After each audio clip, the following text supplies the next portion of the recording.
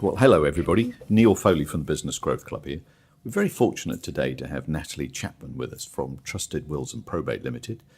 And what we're hoping to do over the next few minutes is explore why you should be making a will, what you should be planning for, making for the unexpected and lasting powers of attorney. And hopefully you'll find it interesting and stimulating. So good morning to you, Natalie. Good morning, Neil. So let's get straight into the subject in terms of why should people make a will? Mainly to ensure that their assets go where they want them to ensure that they appoint guardians for any minor children that they have. They can choose who they want to have as their executors, who are the people that administer their estates on their behalf. They can also stipulate their funeral wishes. There's many reasons why you can make a will, but it's very personal to the individual, and every person is different. Every driver for actually making a will is different. I guess we talk about death and taxes being the only two known things in life, if you like. And yet, I don't know what the stats are, but I hear every now and then these quite surprising statistics that so many people haven't made a will. Yeah. Why is that then? I think it's about 60% of the population don't have a will. I think from what I'm finding from most of my clients, the main reason is time. People don't have a lot of time to actually go and see a solicitor. Most solicitors are 9 to 5, Monday to Friday. They don't want to take time off work to go and deal with it. Other people very much just don't like talking about the topic of death. They don't like talking about the fact that it's inevitable. There are a few that I have met that have said that they feel as though once they start talking about it, it might happen. Right, yeah. Which is very interesting. But a big one is time. It's always on the bottom of people's to-do list. People don't necessarily, they understand that they should do it. They don't necessarily understand the importance and the fact that it should be done sooner rather than later. Because time in some ways, it feels like an excuse, because people find time to negotiate their mobile phone contract or Netflix or whatever. But the reality is, so I suppose if it's important to make a will, what happens if you haven't got a will then? Because I suppose maybe that's what people don't understand. So say I pop my clogs today and I haven't got a will. What's the procedure from there? There's really strict rules. So when you die without a will, it's called dying intestacy. And there's really strict rules that are set out by the government as to where your estate goes and who can actually apply to deal with your estate. Rather than being called executors, they're called personal representatives, and they have to apply to court to be able to deal with your estate. Now, the first person that can apply is your next of kin, which is the person next in line. If you're married, that's normally your spouse. If you've got children, but you're unmarried, then it would be your children. After that, it would be your parents and siblings. Very, very similar to how your estate is distributed as well. A lot of people tend to think that unmarried couples, there's a common law spouse myth that kind of does the rounds. If you're an unmarried person, your partner will not automatically receive your estate if you do not make a will. If we were not married and I die, does my partner, is she the next of kin? No. Really? Yeah, she wouldn't be classed as the next of so kin. Who would then, if you said the children, so would the children be the ones who in theory should deal with my estate as personal representatives? Yeah. But not my partner? If they're of adult age. Over 18, presumably. Yeah, if they're over 18. Wow. Yeah. And they also wouldn't be the person who would automatically receive everything from your estate. So you could be left in a situation where you're unmarried, you pass away having minor children or even adult children that don't like your partner. But actually it's those children that will benefit from your estate and that will receive everything, and your partner will be left with nothing. What happens to joint assets then? It depends on how they're owned. It's a very complicated area. When it comes to property, there are two ways in which you can hold property. One way is it's called joint tenants, and that has an automatic survivorship aspect to it. So the property would automatically pass to a survivor, a surviving joint owner, whereas you can hold it as tenants in common, which basically means you own your share, and your share is to pass as per your will or intestacy rules. So if you have it as tenants in common, then it won't automatically pass over, which is it does happen quite often. Conveyancers don't have the client or let the client have that option. They automatically default to one or the other. And how would you know how a property is held? By looking at the title at the land registry. Right, okay. It's something that I do before every client appointment. Right, okay. And this is now all online, is it? Yeah. You can do, because people years ago would have had the deeds, and that, I guess, No, as long as it's a registered property, which is what, post, is it 75, something like that? Yeah. They phased it in slowly. It's now mandatory. That every property has to be registered when a transaction happens. Right. But it was phased in the 70s and 80s. So you could have older property where actually that's still not registered. Yeah. For the older couple. Yeah, I've come across a few recently. And what do you need to do then? Actually find the deeds? Yep, find the physical deeds, which are normally in someone's drawer. Yes. Somewhere, or still held at the bank. A lot of banks still hold original deeds. Do they? Yeah. Blimey, you never think of that, do you? No. So certainly, you need to make a will even if you're not married, because there's then the common law actually doesn't exist, does it? There is no common law, is there? It's just a silly term. Isn't it? If you own the assets jointly, then potentially it could just go to the survivor. Potentially, we're only talking about property. Oh right, okay.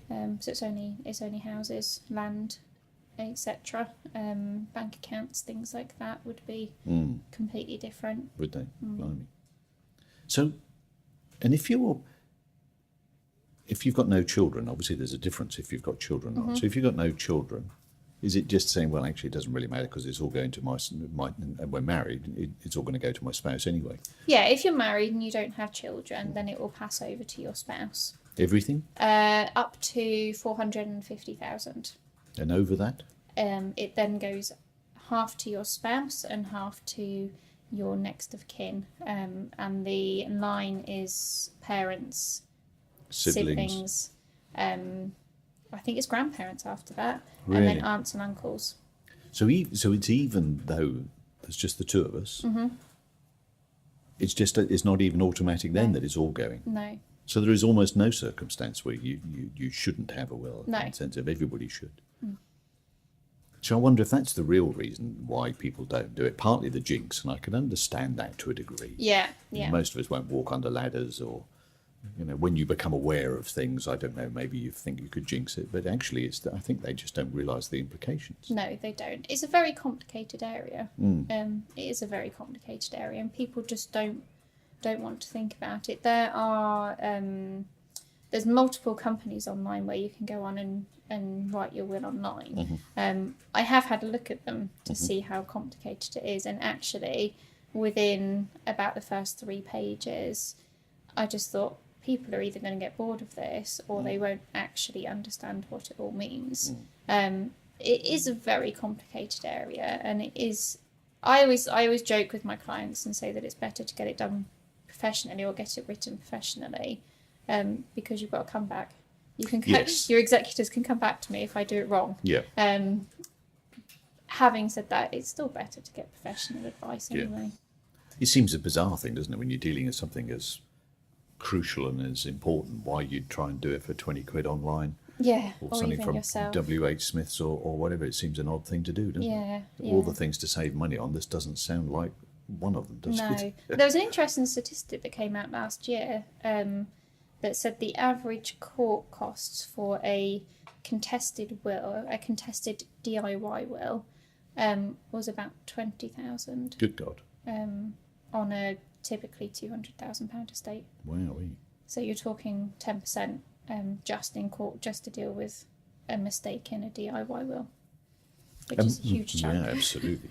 And in my experience of dealing with the probate office, I've dealt with them a few times. They've always been extremely helpful and very knowledgeable, but they obviously stick to their line. Yeah.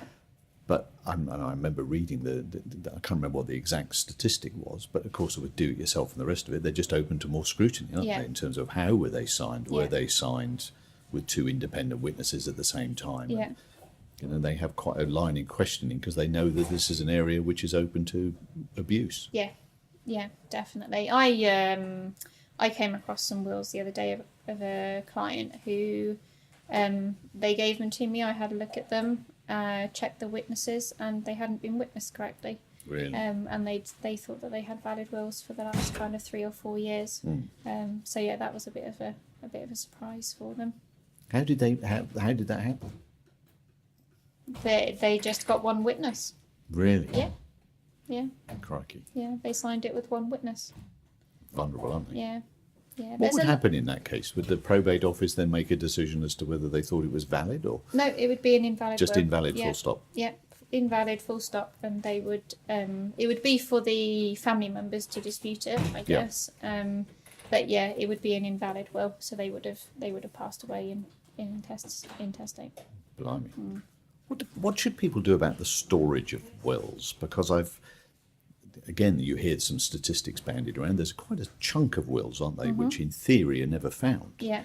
I suppose the cynic in me would say sometimes that they are found, but people don't like them, so they just get rid of them. Yeah. Because there is no central register, is there? No, there is no central register. There's a lot of online registers at the moment where you can go on and register the fact that you have a will.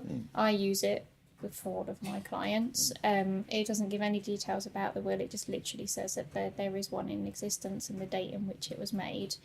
There is no central bank where they're stored. Probate office do require the original will to be able to issue probate. They won't work off a certified copy or a photocopy. They do need the original will.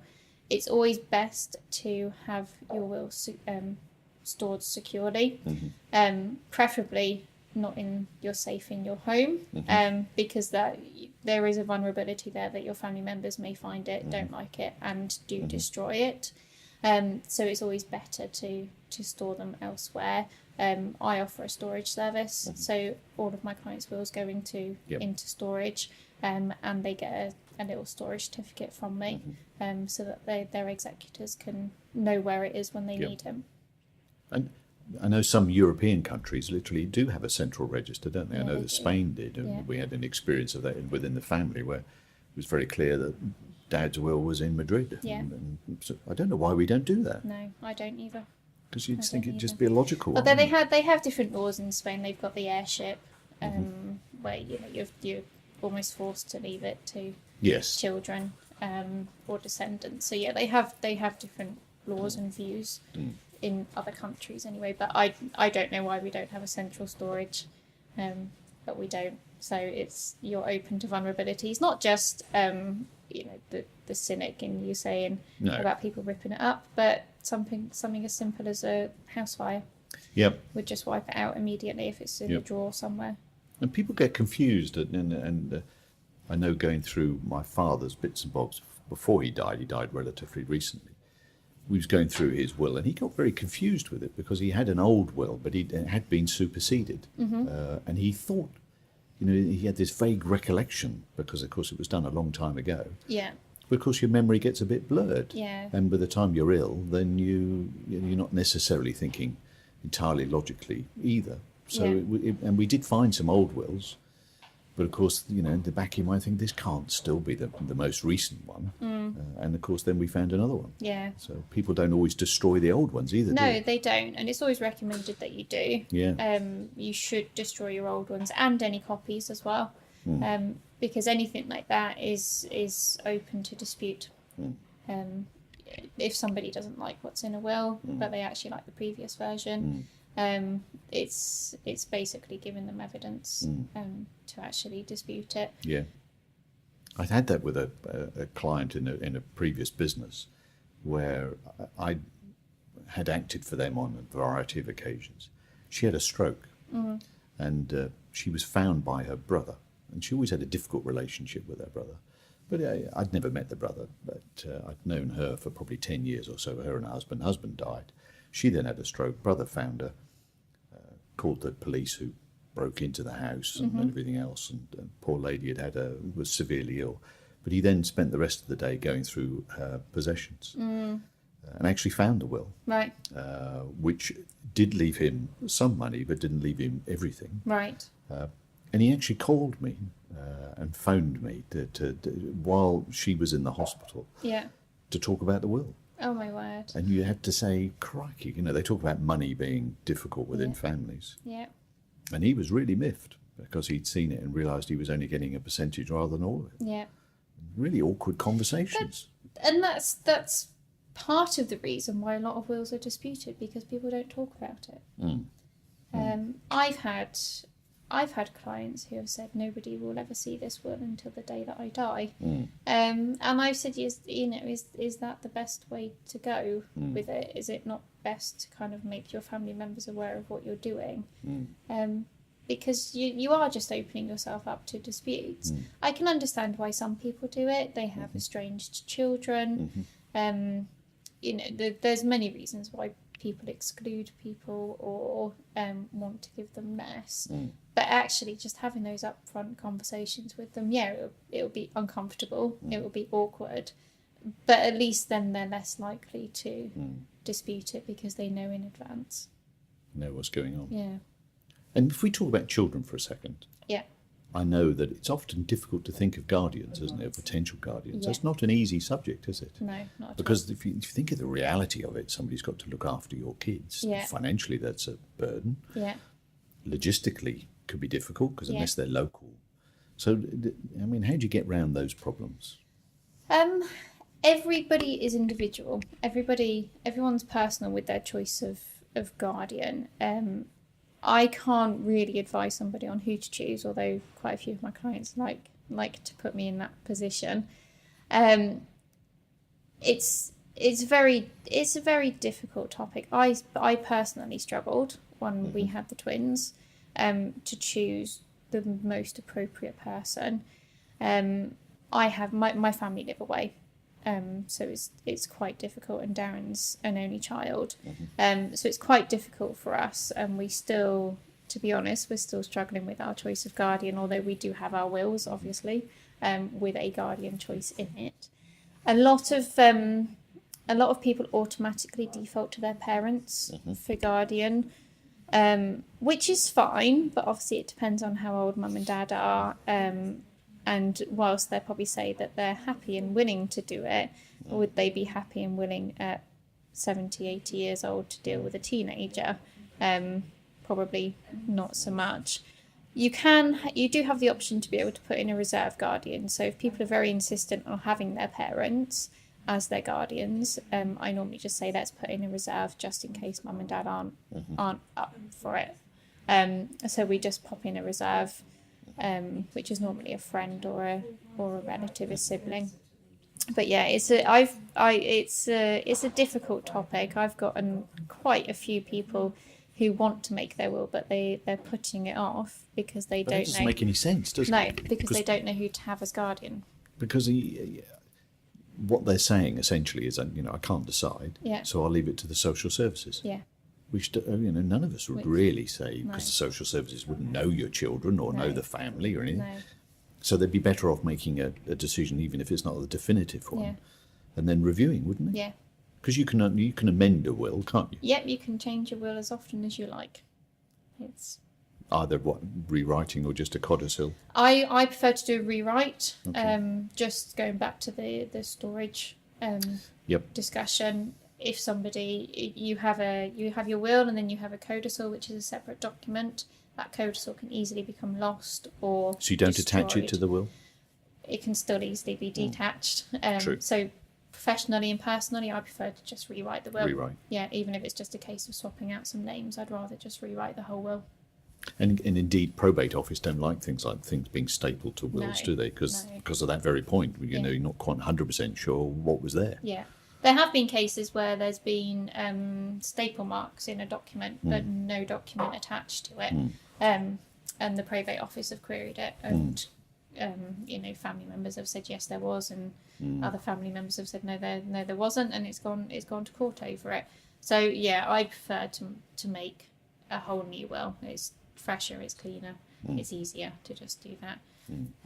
But yeah, you can amend your will as many times as you like. Obviously, the older you get, the more susceptible you are to disputes. Because if you've made, especially if there's a big difference between and exclusions and there's a big difference between the two versions, then you could potentially have a dispute situation. But no, while you're young, fit, healthy, or relatively young, I guess you can change your will as often as you like. Yeah.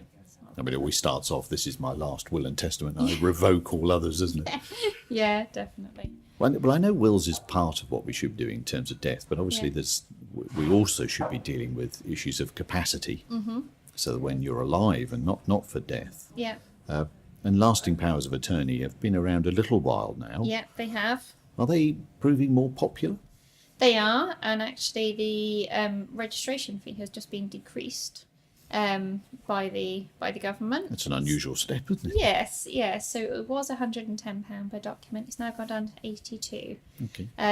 The reasoning behind it I find peculiar, but they said that they're finding more people are making their power of attorney, so they wanted to reduce the fees to make it available to more people. So that's a good thing. A power of attorney is something, or a lasting power of attorney is something that everybody should consider, in my opinion. It's there to cover you if you are involved in an accident and you're unable to make decisions. So, for example, if you ended up in a coma, you're unable to make your own decisions. I think that the important thing to note about lasting powers of attorney, or about people making decisions on your behalf when you're unable to, is, again, with the wills, there is no automatic provision for one person, whether that's a spouse, a partner, a parent. There is no automatic provision in place for those people to be the people that deal with your... Even as a married couple. Even as a married couple. If, heaven forbid, there was a car accident and my husband was in a coma, there's no automatic provision for me to deal with his affairs. The only way that I'd be able to do that after the fact would be to apply to court for deputyship, and that is a very long and costly process. Having said that, we've got our lasting powers of attorney in place, so if something does happen, then we're covered. Yeah. And people should have both, shouldn't they? Because I understand there's one that deals with money or property, and there's one that deals with health and well-being. Yeah. And you should have both, presumably. That's actually a choice. You don't have to have both. You can have one or the other. More often than not, older people, the elderly, definitely should be having the health and welfare one. It enables their family to make decisions about their day-to-day care that they wouldn't be able to if that elderly person was mentally incapable. The property and finance one is definitely something that everybody should consider having, because you could end up in a situation where husband's unable to make any decisions, who happens to be the main breadwinner, and actually you can't deal with any of the money or any of his accounts without the power of attorney. There was a video, an interview done on the One Show a few months back, and a man had been struck by a car when he was walking down some lanes and ended up in a coma. They didn't have a power of attorney in place, and actually she said that they had their wills and they thought that was the only thing that they needed. Yes. And she had to go to the Court of Protection to apply, and they granted her deputyship, but they restricted it to £500. What? And 500 quid? Yeah, and they had a daughter who was just about to start university. Oh, wow. So, whilst she got the deputyship, she was still very restricted in what she could do, whereas if they'd had that power of attorney in place, she would have just been able to run with it from day one. So for the cost of 82 quid, they could have actually done the right thing. Yeah. But again, powers of attorney are very much like wills. You can do them yourself. There is the option and the facility to be able to do them yourself. But again, with wills, if you make one mistake, then it could cost you in the long run. Yes. Yeah. No, I can well imagine. And again, you should just seek advice, shouldn't you? Really? Yeah. I should apologise at this point because we've got a Hoover going in the background. if anybody could hear that, but just to prove we're in a hotel. So there's a Hoover and see if you can hear it. I know in terms of the power of attorney, as I said with my dad, the palliative care that we got was outstanding. Yeah. The NHS was brilliant. But it was one of the things that they raised very quickly, is to say, has Dad made a decision regarding resuscitation? Right. Which you could obviously do in the health and welfare one, to say very clearly, yes, he had made a decision when he had his capacity, and no, he didn't want to be resuscitated. And it made life so much easier for everybody, because we knew what his thoughts were, and then the NHS knew what his thoughts were, because it was written down and proven. Yeah. So it just made life easier in a very tricky, difficult and emotive situation. It was just so much easier. Absolutely. And going back to the comments that I made earlier about talking to your family and making them aware what's in your will, when it comes to your power of attorney, your attorneys actually have to sign the document as well. Yep. So you can't get away with appointing people and not being made aware of it, because they all have to sign it. Yes. And with the health and welfare one, there is a section in there that says about whether or not you give your attorneys the authority to make decisions about life-sustaining treatment. So it's very clear in there what way you'd like to go with it. Yes. So it's certainly a lot easier on the family members. Yes, we certainly found it that way. Yeah. And of course you can appoint more than one attorney, can't you? So can. again, they would difficulties with money. You can have joint and even decide, can't you, whether they've got to unanimously decide, or some things they can do separately and some they have to be unanimous. Yeah, so you can appoint up to 4 attorneys, and you can appoint up to 4 replacement attorneys. Quite often, and I've seen this happen, and I've actually revoked them, clients appoint their spouses as attorneys, and that's as far as they go. So in that situation, I spoke with the clients and I said, if you're both in a car accident, Mrs. dies but Mr.'s left in a coma, who is going to deal with his affairs on his behalf? You haven't got a replacement or a reserve in place. So in that situation, we revoked their current ones and we've now put new ones in place. Yeah, it makes perfect sense. Yeah. Because otherwise it would fail, wouldn't it? Yeah, it would fail. So everybody really should have a replacement. Yeah. Okay. Yeah. So how do you go about getting your business then, Natalie, in terms of, because I can imagine these are difficult subjects, aren't they? They are. You don't wake up thinking, you know what, I'm going to, we probably all think we should be doing this. Yeah. But for most of us, it won't make any difference whether I do it today or not. No. So how do you go about getting your business then? That's a difficult one, Neil. Thanks. That's all right. I work alongside quite a few businesses locally who recommend me to their clients, mainly because they want their clients to have a good service. So I've worked with a couple of mortgage brokers, a couple of IFAs, some accountants, and we basically, oh thank God the Hoover stopped. So they recommend their clients to me, and I'm responsible for looking after them. So you're working with a number of professionals. Yeah. So that works quite well. Other avenues is just networking, talking to people. I find the one thing with this topic is it's a very personal topic. Yes. So actually, just being at the forefront of people's minds is the best way. A lot of people will make their will when they suffer a loss themselves, or they're told of news of somebody who somebody they knew has passed away, and there's the Hoover again. So that's a prompt for a lot of people. As you said, it's not that they wake up one day and say, I'm going to make a will today. It is normally prompted by something, or actually they're finally getting it done. Yeah. And you make life easier because you'll go and see them when you see them in their home. I do, yeah. So I go and see them at home. I will also make evening and weekend appointments as well, if that's better. That tends to work very well for people who either work 9 to 5, Monday to Friday, or people with young children. I'll quite often go and see them once they put kids to bed. So that the kids the kids are out of the way. So I do go and see them at home. I would say most of my clients are appreciative of that fact. Sure. It's just an easier and convenient service for them. Okay. And a final thought then, Natalie, if you could take yourself back to when you were 18 or a young woman. Yeah.